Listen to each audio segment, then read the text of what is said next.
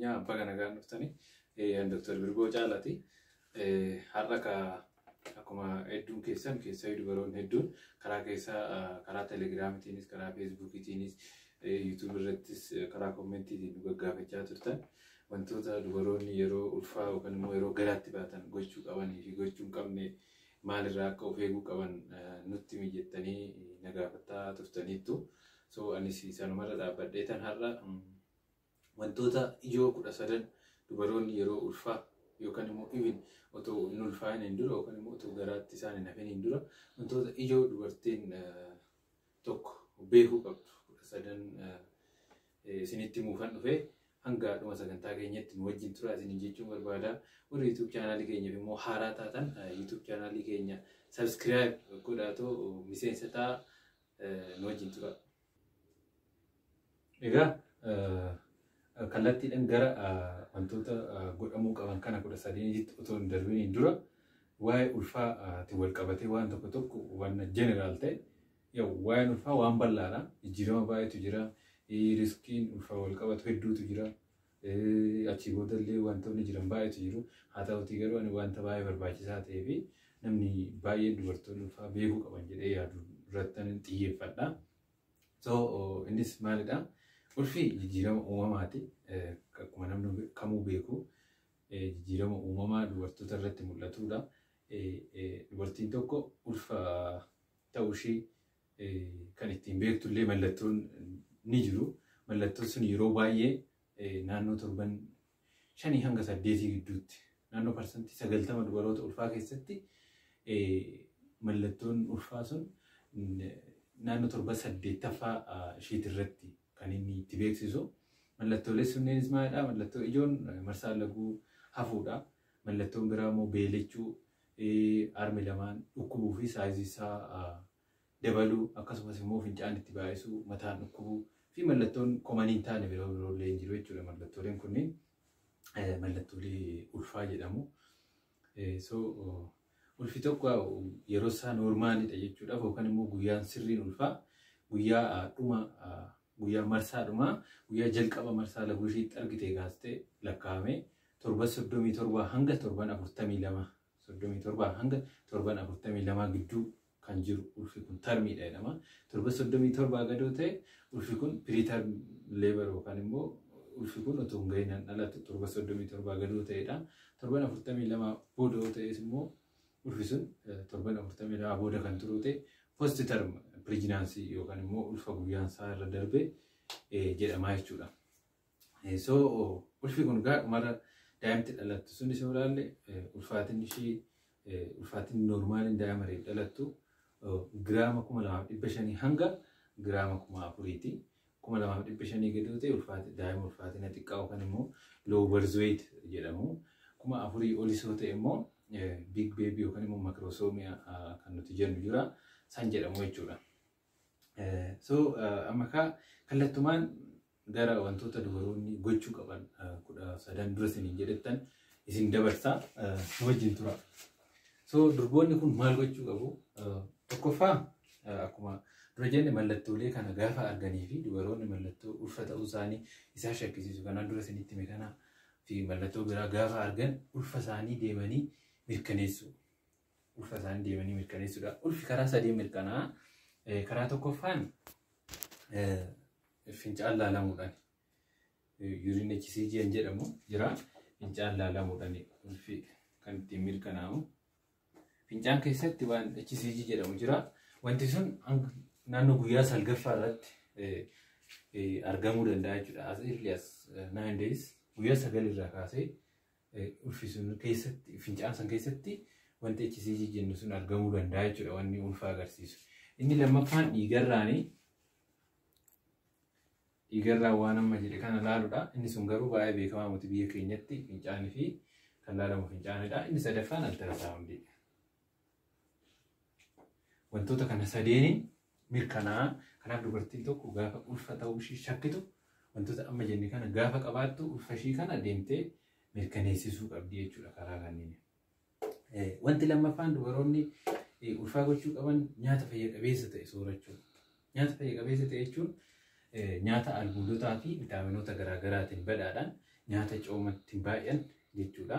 Nyaanni kun mooroof nyaata fruit and vegetables kan itti baatan akka avokaadoo, maangoo, foon qurxummii, foon diimaa fi midhaan nyaataa kirees yookaan immoo midhaanota nyaataa mana jiran sunillee nyaata fayya qabeessa jedhamu jechuudha. So inni lammaffaan isaa. Inni sadaffaan kaaffeenii hir'isuu. Kaaffeenii jechuun dhugaatiiwwan adda addaa jiru kan kaaffeenii of keessaa qabanii achi keessaa baay'inaan kan kaaffeenii of keessaa qabuu fi kan namni baay'ee fayyadamu bunaa fi shaayidha. Jarri kun lamaan yeroo ulfaa hir'ifamuu qabu. Maaliifini lower weight yookaan immoo daa'ima ulfaatanii xiqqaa akka dhalatu godha jechuudha wanti kun yoo baate. Keessattuu namoonni guyyaatti giraama 3 ol kaaffeenii guyyaatti giraama 3 ol fayyadaman waan kana akka hir'isan WHO recommend godha jechuudha. So kaaffeenii hir'isuun wantoota dubaroonni godhuu qaban keessaa isa tokko jechuudha. Inni biraa ol deebisaadha wantoota godhamu. Akkuma dura isiniin jedhe ol deebisaan dubartoota ulfaa hunda irratti hin argamu. Parsantii baay'ee isaaniitti irratti garuu ni argama. Sun noormaalidha. Garuu immoo ol deebisaan kun yoo xiqqoo kan rakkisu ta'e dubaroonni wantoota isaan godhuu qaban tokko tokko jiru. Innis maalidha? Tokkoffaa nyaata goggogaa fi qibaatii hin qabne nyaachuu. Lammaffaa wantoota akka zijimbilaa fa'aa nyaata isaanii keessatti fayyadamuu, shaayii biqiltoota irraa hojjetame fa'aa fayyadamuu fi wantoota nyaata goggogaa midhaan nyaataa irraa hojjetaman even dammi faan illee bareedaadha. Kana fayyadamuudhaan ol deebisaa sun akka isaan hin rakkifne gochuu danda'u jechuudha.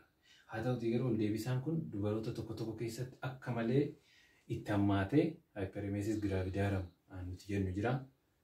Yeroo akkasii ulfaatiin isaanirree kan gadi buusuu ta'e ol deebisaa sun baay'ee walitti fufaa ta'e kan isaan rakkisoo ta'e sun wal'aansa barbaachisaa jechuudha. Yeroo akkasii hospitaala deemuudhaan waan sadiif wal'aanamuu isaan barbaachisaa jechuudha. Inni biraa dubaroonni gochuu qabani guba garaati. Gubni garaa yeroo ulfaa komanidha. Yeroo kaan caala yeroo ulfaa hin baa'ata. So wanti guba garaa kanaaf godhamu tokko qorichi yeroo kaan guba garaatiif kennamu omeprazoolan jedhamu jira. Inni sun tasuma fudhatamuu qabu qaraadhumaa wanta tokko sanitti irratti san tarii manarree yoo jiraate fudhatamuu qabu jechuudhaan garaacha jedhame. Maaliif qorichi sun yeroo ulfaa hin kennamu baay'ee badaadha ulfarratti teratogenik kan waan jedhamu effektii akkasii qaba waan ta'eef qorichi sun hin kennamu. Maaltu godhama? Tokko waan guba garaachaa san itti kaasu adda baasanii dubartoonni sanarraa of eeguudha wanti ijoon. Yoo saniin dide garuu waan shirappiin jira kan guba garaatiif kennamu san fudhachuudha jechuudha. Saniin yoo dide gara mana yaalaa deemuudha. Sanirraan kan hafe qorichaan beekamu yookaan immoo qoricha duratti yeroo ulfan taane fudhachaa turan fudhachuun balaa qabaa jechuudha. Inni biraa dhukkubbii dugdaa. Dubaroonni yeroo ulfaa dhukkubbiin dugdaa isaan rakkisa. Inni kun maalidhaa fi sababa ittiin ta'uu qaba. Sababni kunis tokko sababa jijjiirama hormooniiti. Yeroo ulfaa hormoonii progesterone estrogen jedhamu akkasumas immoo relaxing hormooniin jedhamu jira. Hormooniin kun yeroo ulfaa dhiiga dubaroota sanii keessatti ol ka'a. Sababa saniif jecha hormooniin kun immoo wal qabsiistota yookaan immoo jointan jedhamu jira. Wal qabsiistuu lafeewwanii irratti akka wal qabsiistuun sun laaffatu godha jechuudha. Sun immoo dubaroota irratti peeniin akka uumamu taasisa jechuudha. Wanti kun akka laaffatu kan godhamuu fi naturally akka laaffatu kan godhuuf wanti kun hormoononni kun dubartoota san da'iinsa isaan qopheessaa jechuudha. Yeroo jointoonni kun laaffatu daa'imti sun yeroo erga ciniinsuun jalqabee booda akka salphaatti bahuuf haala mijeessuudhaaf kan wantichi adjasti ta'u jechuudha. Garuu immoo sun dubartootatti back pain fiduu danda'a jechuudha. Low back pain yookaan immoo dhukkubbii dugdaa gara gadii itti fiduu danda'a jechuudha. Saniif dubaroonni san hir'isuu fi tokko kophee luka ol dheeraa fayyadamuu dhiisuu, yeroo rafanillee cinaachatti ciisuu, akkasumas immoo back belt yoo jiraate back belt yookaan immoo wanna dugda isaanii sappoortu godhu fayyadamuu ni danda'u jechuudha. Inni biraan dhiitoo miilaati. Dhiitoon miilaa kun yeroo ulfaa komanidha. Keessattuu yeroo ulfii guddataa deeme ji'a 7 darbe dhiitoon miilaa kun komanidha. Suni kan ta'u sababni ijoon isa fidu tokko akkuma daa'imti sun guddattee mataan daa'ima sanii ujummoo dhiiga deebistuu inferior vena cava jedhamu jira. Ujummoo guddaadha. Sun isarratti ujummoo dhiiga deebistuu gara isaaniitti deemu waan gadi kompireessoo kan gadi qabaniif ujummoon dhiigaa kana miilaa jiru sun akka achumatti daayileet ta'e yookaan immoo akka achi keessatti akka bal'atee dhiitoo godhaa jechuudha. Sun dhiitoo miilaatti ni fida. Dhiitoo miilaa kana hir'isuuf maal godhuu qabu dubaroonni tokko soogidda hir'isuu nyaata isaanii keessatti soogidda hir'isuu. Lammaffaa bishaan baay'inaan dhuguu. Bishaan hedduminaan dhuguun irree dhiitoo miilaa kana sammuu hin hir'isaa. Sadaffaa yeroo rafan miila isaanii ol kaasanii rafuu. Kana jechuun saam level fakkeenyaatti raasii miila jala godhachuullee ta'uu danda'a. Waan biraallee miila jala ol kaayachuu ta'uu danda'a. San yoo godhan dhiitoo miilaa hundirraa badaa jechuudha. Kan biraa bishaan qorraa keessallee saamaa yoo tursiisan miila dhiitoo qabu san bishaan qorraa keessa yoo amma ta'e ture dhiitoo miilaa kun hir'atuu danda'a jechuudha. Inni biraan maal gochuu qabu dugdaan ciisuu. Dugdaan ciisuu dhiisuu qabu jechuudha. Kun karaa jalqabaa rakkoon qabu garuu hanguma ulfisuun guddachaa deemu ispeeshaalii torban 28 gaafa darbu dugdaan ciisuu hin qaban jechuudha dubaroonni. Karaa bitaa leeft saayidii yookaan karaa bitaa itti yoo ciisan ni filatama. Summaadhaa fi torban 20 keessattuu torban 28 gaafa darbu ulfisuun waan guddatuuf asiin diyaafiraamiyaan jedhamu jira maashaan argansuudhaaf fayyadu san ol dhiibee raawwatee qaamni daa'imaa sun ujummoo dhiiga deebistuu duratti isiniin jedhe san gaafa gadi qabu dubartiin sun ukkaamamuu yookaan immoo mallattooleen tokko tokko kan itti dhaga'amu jira jechuudha.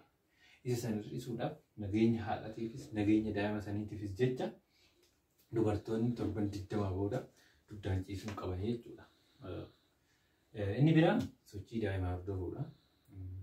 Average dubartoonni yeroo jalqabaatiif warri pireemii giraavidaa yookaan immoo ulfisaanii jalqabaa ta'e naannoo torban 20 kaasanii sochii daa'ima isaanii itti beeksisuu jalqaba. Warri duraan turan immoo naannoo torban 18 average naannoo sanii kaasanii sochii mucaa isaanii arguu jalqabu jechuudha. Achi booda sochii mucaa isaanii dhaggeeffachuu ni jalqabu jechuudha. Kanaaf sochii mucaa isaanii dhaggeeffachuu qabu jechuudha. Yoo xiqqaate sa'aatii 2 keessatti sochiin naannoo 10 ni jiraata. Yeroo baay'ee average hanga akkasii ni jiraata. Garuu sochiin daa'imatti gargari yeroo tokko tokko socho'anii yeroo tokko tokko immoo hir'isuu danda'u.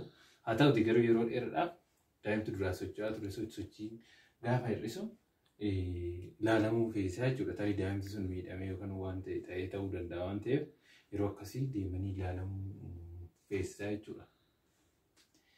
Inni biraa ayiranii fi fooliik asiidii yookaan immoo qoricha bakka hordoffiitti gootu sanirraa kennamuuf dubaroonni fudhachuu qabu. Yeroo baay'ee dubaroonni qoricha san hin jaalatanii kan fudhachuu dhiisaffaan jiru jechuudha. Kun tasuma ta'uu hin qabu. Wanti sun qorannoodhaan godhamee WHO'n illee waan san rikomaandi godhee barbaachisummaa mataa isaa danda'e qaba. Normaalii karaa jalqabaa tarii qorichi san gaafa fudhatamu mallattoo garaa gubuu waan akkasii ol deebisisuu garaa hammeechuu kun jiraachuu danda'a. Sassan garuu danda'anii nyaata wajjin gochuudhaan maal gochuudhaan qoricha isa fudhachuu qabu jechuudha. Maaliif inni qorichi sun tokkoffaa hir'ina dhiigaa haadharraa ittisaa keessattuu erga deessee booda hir'ina dhiigaa akka isheen hin muudanne ittisaa. Lammaffaa dubartiin sun infekshinii akka hin horanne erga deessee irree infekshinii akka hin horanne yookaan immoo infekshinii erga deessee booda yookaan purpuraan sepsisan jedhamu jira. San akka hin jiraanne godha jechuudha. Inni biraan daa'ima san keessatti illee fooliik asiidiin kun daa'ima qaama hir'ataa yookaan immoo niwuraal tuub difeektan jedhamu jira. Daa'ima dugdi duubaan qaamni isaanii akka gadi hin baane yookaan immoo lafee dugda duubaa akka uratee qaamni spinal cord jedhamu kun akka gara dugda duubaatiin gadi hin baane irree ni ittisa jechuudha. Kanaaf wanti kun yeroo gargarii dubaroonni yeroo adda kutan argina. Bakka hojiitti illee ni mudata. Kun ta'uu qabu. Dubaroonni qoricha san fudhachuu qabu. Qorichi sun dirqamaa fi baay'ee barbaachisaa waan ta'eef jechuudha.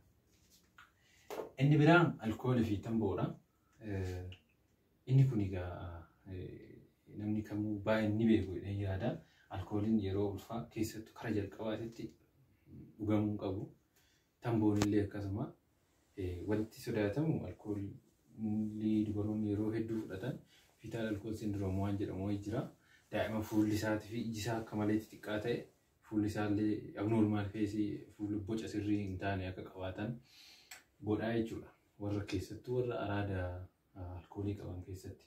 Kanaaf dubaroonni yeroo ulfaa alkooliis ta'ee tamboo dhiisuu qabu jechuudha. Yeroo kamuu dhiisuu qabu garuu yeroo ulfaa sababa amma jedhe kanaaf dhiisuu qabu jechuudha.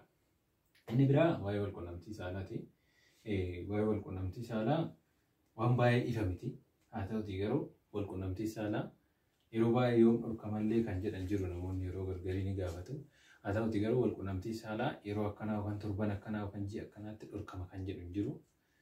Hanga jarri sun komfortabil ta'anitti hanga wanti isaan jibbisiisu yookaan immoo hanga gammadoo ta'anitti wal quunnamtii saalaa godhuu danda'u jechuudha. Hanga dhumaatti godhuu danda'u wal quunnamtii saalaa.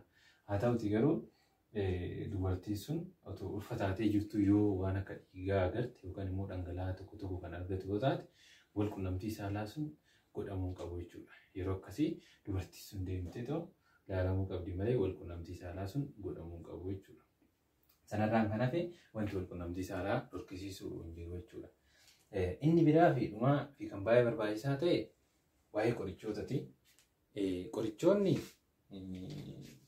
baay'ee ishuu asitti dhimmi qorichootaa dhimma baay'ee barbaachisaa ta'edha. Yeroo baay'ee dubaroonni mana yaalaa ni deemu. Ogeessonni fayyaallee ni gaafatu. Dubartoonni tokko ulfa ta'uu baachuu isaanii ni gaafatu.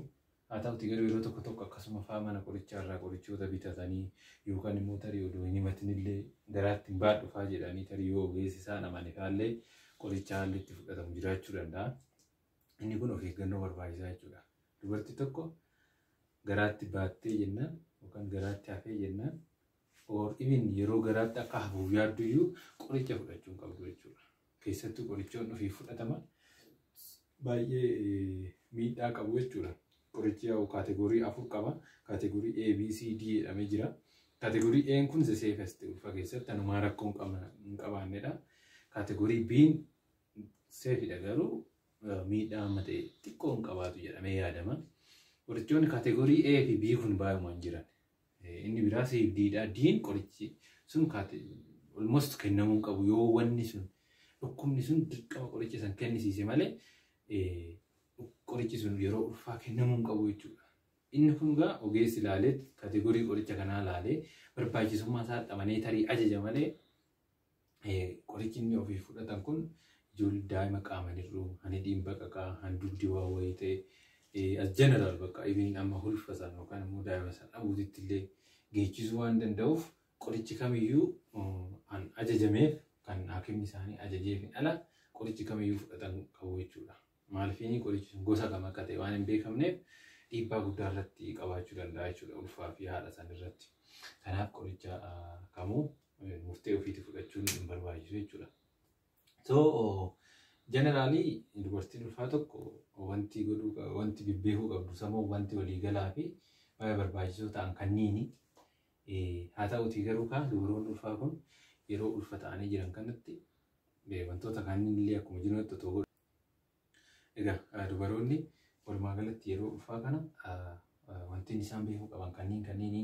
Haa ta'utii garuu odoo garaatti baatanii jiran odoo guyyaan beellamaa isaanii hin gahin dubartiin kamuu tokko mataan ishee yoo dhukkube ija ishee dura yoo mare akkasumas immoo dhiiga karaa qaama qormaataa isheetiin yoo argite sochiin qaama mucaa yoo gadi bu'e fi wantoonni kana fakkaatan yoo kan itti dhufu ta'e yookaan kan ofirratti argitu wantoonni akkanaa kun daanjer saayin jedhamu. Battaluma san gara mana yaalaa deemuu qabdi jechuudha dubartiin kun. Kanaaf waa'een dubartoota of eeggannoo dubartoonni yeroo ulfaa godhan hanga danda'ameen wanti jiru kana fakkaata. Warri YouTube chaanaalii keenya haaraa taatan mallattoo ishee subscribe jettu diimtuu sanitti bu'uun dagatina. Viidiyoo keenya sirriitti jaallattan immoo like godhaa.